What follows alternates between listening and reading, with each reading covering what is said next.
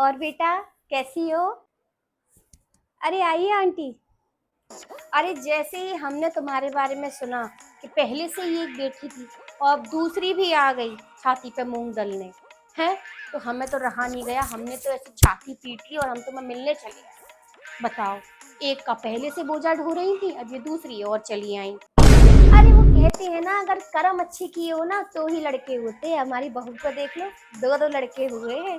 हमने जरूर कुछ पिछले जन्म में अच्छे कर्म किए होंगे, तभी तो देखो। चलो बेटा, अब मैं चलती हूँ। ज्यादा देर अगर यहाँ रुक ली ना तो मेरी भी किस्मत तुम्हारी तरह ना फूट जाए। मेरी बहू फिर से प्रेग्नेंट है। चलती हूँ। A few moments later. आजुषी बेटा, अरे हमारे यहाँ कन्या भोज है, तो जरा अपनी लड़कियों को हमारे घर भेज देना खाना खाने के लिए, ठीक है? नहीं नहीं आंटी, मैं आपके घर अपनी बेटियों को खाना खिलाने नहीं भेज सकती। उस दिन आप बोल के नहीं गई थी कि एक बोझ तो पहले से ही था, दूसरा बोझ भी आ गया। कहीं मेरी बेटियों को खाना खिला के आपके घर का बोझ नहीं बढ़ जाए।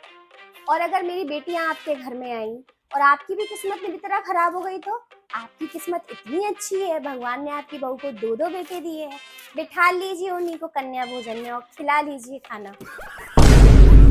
और हाँ आंटी जी, लड़कियां भाग्य से नहीं, सौभाग्य से पैदा होती हैं।